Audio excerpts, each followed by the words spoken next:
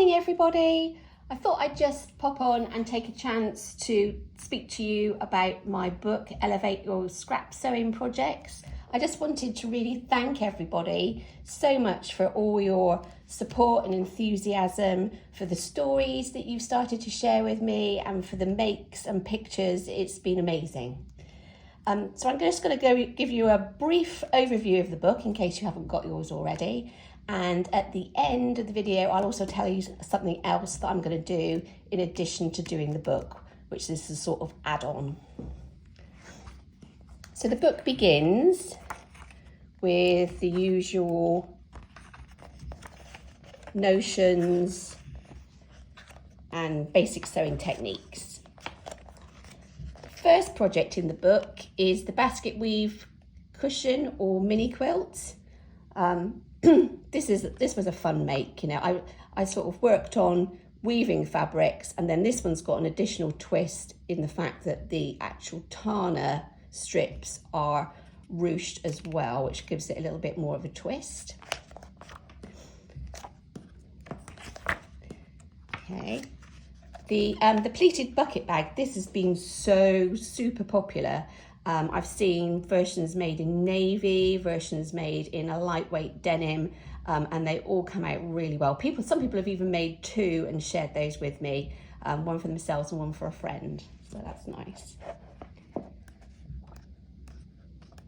And of course that uses the pleated technique, which I'll talk about a little bit further on. This is my summer cushion project.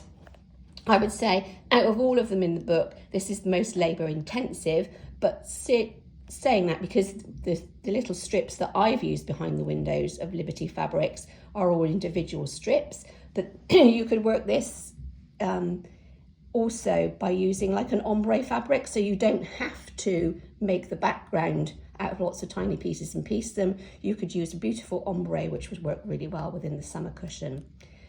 The summer cushion is a variant, or perhaps is what I moved on to from the Liberty chain needle case. That was one of the very first patterns I ever produced. That's still available, so if you wanted to try it in small size, I still sell the PDF for that, and there's just a small amount of the little chain windows in that. The cork pouch.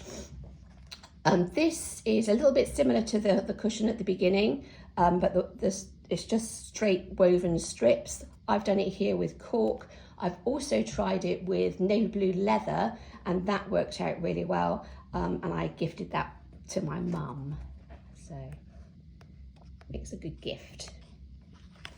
This is the rope baskets. There's a video tutorial, hence this little sticker as a QR code. For the rope baskets. I know that lots of people out there are making rope baskets. Don't forget to come and share your rope basket with me. The rainbow pleat cushion.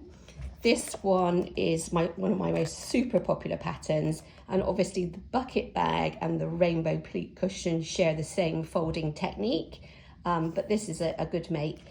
And I've seen people make it out of scraps of men's ties and all sorts of different things. So there's lots of things that you can do around this. You could also cut it down just to have one strip and do like an oblong cushion, would work really well as well.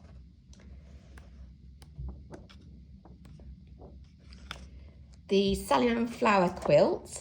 This is a quilt that actually features my own Liberty fabric. I have a Liberty fabric named after me, so it comes in pink and blue, and in this version I've used it in pink. This quilt pattern shows you how to both applique circles using fusible web, and also I go into detail on curved piecing with this. I think if you're in my little pattern club as well, there's a video in there that actually shows the curved piecing, me actually piecing curves, so if you need a little bit of extra help. The Japanese origami cushion, the original version of this I made in purple with some Tana lawn, and this one is obviously black and Tana lawn as well. But this is a really fun technique, and I'm currently working on doing the same technique with cork, and I'm making a cork handbag, a circular cork handbag, which has the same sort of idea at the front, you know, with the reveal.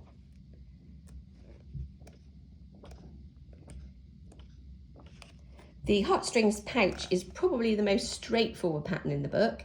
I really loved making this. It's a straightforward, easy make using PVC, you know, clear vinyl PVC, and appliquing onto it. I was stunned at how straightforward and easy that was to actually make. You can see the little heart shapes and the strings in the background.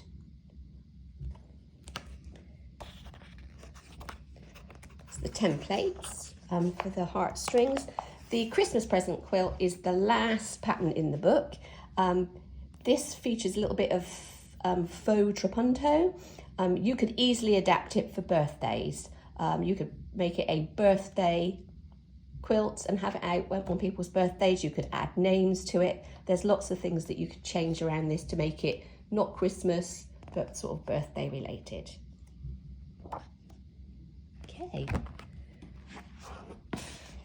So before I go, what I was going to add on to this is hopefully at the end of the month, I'm going to start doing some sessions on some Zoom sessions to add to the book. Now, I've bought sewing books in the past. You look through them and you think, yeah, it's great, and it's on the shelf. Now, if my book is on your shelf, then this is definitely for you, because I'm going to do some Zoom sessions that actually bring the projects to life. So I'm thinking, particularly, I think I'm going to start with the pleated bucket bag and the pleated cushion, and I'm going to do a little tutorial online, and that will be at the end of the month, and you'll need the book to actually follow the tutorial. But I'm going to do it, we're going to do like a live interactive session. You can raise any queries that you've got, and I'll show you all the niche and perhaps more trickier areas of the project so that you can feel confident when you start out. Thanks ever so much for watching the video, and yeah, but your support has been amazing.